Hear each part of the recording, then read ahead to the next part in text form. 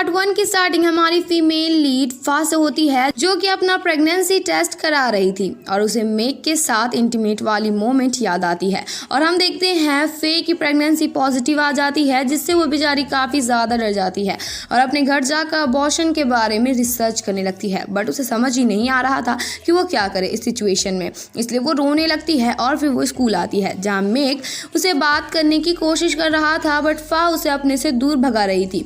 Make उससे पूछता है कुछ हुआ है क्या, बट वो अपनी प्रेगनेंसी के बारे में फिलहाल उसे कुछ भी नहीं बताती और उसे वहां से भगा देती है। और विफा की फ्रेंड मोड भी उससे पूछती है कि कुछ हुआ है क्या, बट वो उसे भी कुछ नहीं बताती और फा पूरे दिन किसी से भी कुछ बात नहीं कर रही थी, जिससे मोड इरिटेट हो जाती है। लेकिन वो कुछ बोलती कि उसे पहले फा को उल्टी आने लगती हैं, जिसके लिए वो बाथरूम चली जाती है और फिर बाथरूम में मोड आकर बोलती है तुम आज के लिए छुट्टी क्यों नहीं ले लेती, तुम्हारी तबीयत सही नहीं है। बट फा छुट्टी लेने से मना कर देती है तो मोड अचानक से कुछ सोच के बोलती है कि तुम मुझसे कुछ छिपा रही हो, कहीं तुम प्रेग्नेंट तो नहीं, बिकॉज तुम उल्टियाँ कर रही हो।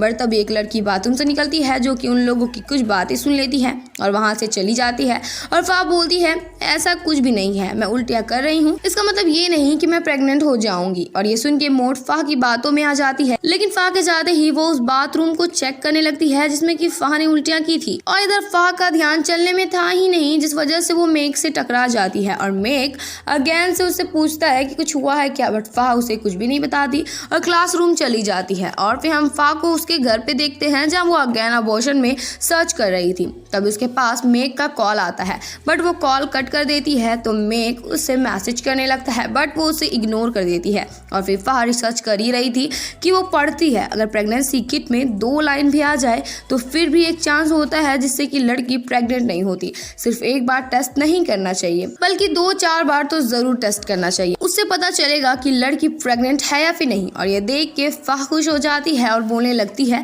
हो सकता है कि मैं प्रेग्नेंट ना हूँ। और फा अपने आप को अच्छे से कवर करके एक स्टोर जाती है प्रेगनेंसी किट खरीदने के लिए, जहाँ वो स्टोर का बंदा फा को पहचान लेता है और उसे पूछने लगता है कि तुम प्रेग्नेंट हो या फिर नहीं, तुम प्रेग्नेंट हो ना। बट फा उसे कैसे ये बताती, बिकॉज बहुत लोग उनकी बातें सुन रहे थे और फा को इसके बारे में किसी को बताना भी नहीं था। और तभी वहाँ एक लड़का आकर उस स्टोर वाले बंदे को एक्सपोज कर देता है बिकॉज वो यहाँ पे गलत मेडिसिन बेचता है, वो भी बहुत एक्सपेंसिव, जिससे उनके सारे कस्टमर वहाँ से चले जाते हैं। और वो बंदा अगेन फा से पूछता है कि क्या वो प्रेग्नेंट है, तो फा बहुत टाइम लेने के बाद उसे बताती है कि वो प्रेग्नेंट नहीं है और फा अगेन प्रेगनेंसी किट खरीद देती है, ये बोल के कि ये प्रेगनेंसी किट उसकी फ्रेंड की बड़ी बहन के लिए ले रही है। बट जाने से पहले वो बंदा फा को बहुत ज्ञान देता है और उसे बोलता है अगली बार अपने फ्रेंड को बोलना कि प्रोटेक्शन यूज करके ही करे, जो भी उसे करना हो। गाइज आप सभी से बोलना चाहती हूँ कि वीडियो अगर अच्छी लग रही है तो वीडियो को लाइक कीजिए, शेयर कीजिए और कमेंट भी कीजिए। और अगर आप मेरे चैनल पे न्यू है तो मेरे चैनल को सब्सक्राइब कर लें और साथ ही साथ बेल आइकन को भी प्रेस कर दें कि जिससे आपको मेरी वीडियोस की नोटिफिकेशन सबसे पहले जाए। और हाँ, अगर उसे ये दोबारा लेना होगा तो उसे यहाँ खुद ही आना होगा बिकॉज वो उससे एक थप्पड़ लगाना चाहता है। बट फिर वो बंदा थोड़ा सीरियस होकर बोलता है मुझे ये ऑलरेडी पता है कि ये प्रेगनेंसी किट तुम अपने लिए ले रही हो, अगर तुम्हें यहाँ टेस्ट करना है तो कर सकती हो, मैं तुम्हारी मदद करूंगा। और ये सब तुमने कहाँ से पढ़ा, गूगल से? वैसे क्या अगर तुम प्रेग्नेंट होगी तो तुम अबॉर्शन करवा लोगी? और ये सारी बातें सुन के फा के आंखों में आंसू आ जाते हैं। तो वो बंदा बोलता है अगर तुम सच में अबॉर्शन करवाना चाहती हो तो कॉन्सिक्यूशंस और पेन के लिए तैयार हो जाओ। और हाँ, मैं तुम्हारी जानकारी के लिए बता दूं इसमें बहुत पेन होगा। और इतना बोलने के बाद वो बंदा एक गाना गाने लगता है जिसमें कि वो फा की सिचुएशन का मजाक बना रहा था, जो सुन के फा रोने लगती है और वहां से चली जाती है। और उसके पास मोड का कॉल आ जाता है जो उसे बताती है उसने उसकी और उस बंदे की सारी बातें सुन ली है और अब वो उससे पूछती है कि कौन प्रेग्नेंट है। तो फा झूठ बोल देती है कि उसकी कजन प्रेग्नेंट है। और फिर घर में फा सारे प्रेगनेंसी किट को चेक करती है बट सब पॉजिटिव ही आ जाते हैं, जिससे वो बेचारी और टेंस्ड हो जाती है और मोड को कॉल करके बोलती है कि वो प्रेग्नेंट है, जिस सुन के मोड तुरंत उसके घर आती है और उसे अबॉर्शन करवाने का सजेशन देती है। और वो किसी लड़की के बारे में भी बताती है जो कि 16 साल में प्रेग्नेंट हो गई थी और प्रेग्नेंट हो जाने की वजह से उस लड़की का पूरा फ्यूचर तबाह हो गया था और उसके बॉयफ्रेंड ने भी उसे छोड़ दिया था और लोग उसके पेरेंट्स के पीछे उसकी बुराइयां भी करते थे। शायद ये नोरा की बात कर रही है। सो गाइज मैं आप सभी को बता दूं, अगर आपने मेरे नोरा वाले सीरीज यानी कि लिटिल मॉम को नहीं देखा है तो मैं इसका लिंक डिस्क्रिप्शन बॉक्स में दे दूंगी बिकॉज ये ड्रामा बहुत ही ग्रेट ग्रेट है। अगर आप देखोगे तो इससे आप बहुत ही ज़्यादा इन्फ्लुएंस हो सकते हो, अपने रियल लाइफ में उसे अप्लाई कर सकते हो और बहुत सी ऐसी बातें आप समझ सकते हो जो कि आपके रियल लाइफ में शायद घटती होगी। सो आई सजेस्ट कि आप वो ड्रामा ज़रूर देखो।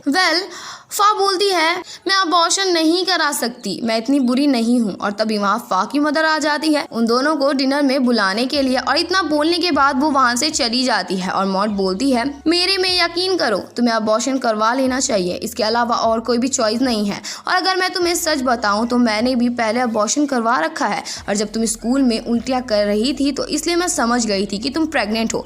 तुम चाहती हो कि ये चीज़ तुम्हारी फ्यूचर को ख़राब ना कर दे। मुझे पता है ये डिसीजन लेना काफी मुश्किल है। और मोट की बातें सुन के फा थोड़े सोच में पड़ जाती है। और फिर हम लोग इन दोनों को डिनर करते हुए देखते हैं जहां फा के पेरेंट्स सिर्फ पढ़ाई की बातें कर रहे थे। और फादर बोलते हैं हमारी बेटी हमारा सर कभी भी नीचे नहीं गिराएगी बिकॉज हमारी बेटी बेस्ट है। और ये सुन के फा थोड़ी टेंस्ड हो जाती है और तभी उसे उल्टियां आना शुरू हो जाती है, बट वो कैसे भी करके अपनी उल्टियों को कंट्रोल करती है। और फिर हम लोग फा को स्कूल के वॉशरूम में उल्टी करते हुए देखते हैं। और फिर जब फा बाहर आती है तो वो अपनी प्रेग्नेंट मैम की बेबी बम को देखने लगती है। तो मोट बोलती है तुमने देखा मैम को, क्या तुम ऐसी दिखनी चाहती हो स्कूल यूनिफॉर्म में? और फिर फा एक ऐसी जगह में आती है जहाँ पे सेक्स एजुकेशन पे बच्चे रिसर्च कर रहे थे, और वहाँ पे उन लोगों ने डेमो के तौर पे एक लड़की को फेक प्रेग्नेंट बना के खड़ा करके रखा हुआ था, जो देख के फा डर से वहाँ से भाग जाती है। और फिर हम लोग मोड और फा को कैंटीन में देखते हैं जहाँ फा को वो प्रेग्नेंट वाली मैम दिखती है जिसे सारे बच्चे घूर घूर के देख रहे थे। और ये देख के फा अपने आप को मैम की जगह इमेजिन करने लगती है जहाँ पे सारे बच्चे उसकी फोटो निकाल रहे थे और उसकी गॉसिपिंग भी कर रहे थे। और वहाँ पे भी मोड आकर उसे अबॉर्शन करवाने को बोलती है। और ये सब इमेजिन करने के बाद फा बहुत ही ज़्यादा परेशान हो जाती है और मोड को बोलती है मैं अबॉर्शन करवाने के लिए बिल्कुल तैयार हूँ। और फिर हम लोग फा को हॉस्पिटल में देखते हैं जहाँ वो अपने अबॉर्शन के लिए आई थी, और काउंटर उससे उसकी डिटेल लेती है जहाँ पे काउंटर से बताती है वो लोग उसका अबॉर्शन नहीं करते जो अकेले आते हैं, जैसे कि फा आई है, बट वो डॉक्टर से बात करेगी इसके बारे में और वो उससे वेट करने को बोलती है। और फा वहाँ पे कुछ और लड़कियों को भी देखती है जो कि अबॉर्शन के लिए आई थी अपने पेरेंट्स के साथ। और फिर फा के पास मोड का कॉल आता है और वो बोलती है कि वो जल्द ही वहाँ आ जाएगी। और तभी हम वहाँ पे एक लड़की को देखते हैं जो खुद अबॉर्शन करवाने आई थी। वो खड़े होकर सबको समझाने लगती है कि ये एक मर्डर है और उन सबको ये नहीं करना चाहिए, बट उसकी बात कौन सुनने वाला था। और तभी वहाँ काउंटर आकर फा को बताती है कि डॉक्टर ने उसका अबॉर्शन करने से मना कर दिया है बिकॉज उसके साथ कोई भी नहीं आया है, और इसी वजह से फा का अबॉर्शन करवाने का प्लान खराब हो जाता है। और फिर हम लोग फा को उसके घर में देखते हैं जहां उसके पास मैक का कॉल बार बार आए जा रहा था, बट वो उसका कॉल एक बार भी नहीं उठाती। और फिर हम लोग स्कूल का सीन देखते हैं जहां मॉड फा को मेडिसिन खाकर अबॉर्शन करने को बोलती है। तो फा बोलती है अगर मैं सच बोलूँ ना तो मैं अबॉर्शन नहीं कराना चाहती। तो मॉड बोलती है तो फिर तुम क्या चाहती हो कि तुम अपने बच्चे के साथ स्कूल पढ़ने आओ? तुम्हारे पेरेंट्स का क्या होगा और मैक उसका क्या? और तभी वहाँ मैक आ जाता है तो मोड से वहाँ से उन दोनों को अकेले छोड़कर जाने को बोलता है, बट फा उसे रोक लेती है और कोई बहाना बनाकर मोड के साथ चली जाती है। और ये देख के मैक को समझ नहीं आ रहा था उसने ऐसा क्या कर दिया जो फा उससे बात ही नहीं कर रही है। और फिर हम लोग फा के घर में मोड को देखते हैं जहाँ वो उसके लिए अबॉर्शन की दवा लेकर आई थी, जो देख के बेचारी फा घबरा सी जाती है। तो मोड बोलती है देखो तुम अभी अबॉर्शन करवा लो, अगर तुम्हें बच्चे चाहिए तो वो तो तुम्हारे फ्यूचर में भी हो जाएगा। क्या तुम अभी माँ बनने के लिए रेडी हो जो ऐसे बिहेव कर रही हो? और इतना बोलने के बाद मोड उसे वो मेडिसिन दे देती है और बोलती है कि मैं इस टफ टाइम में तुम्हारा साथ दूंगी,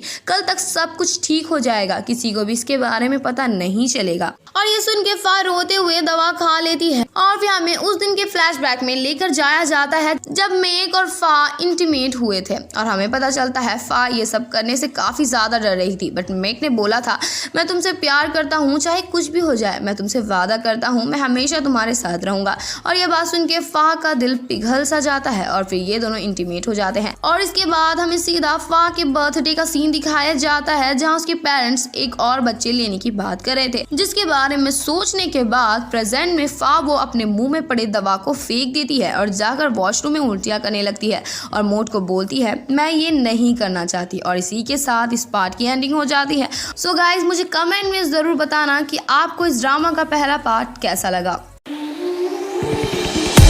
There was a time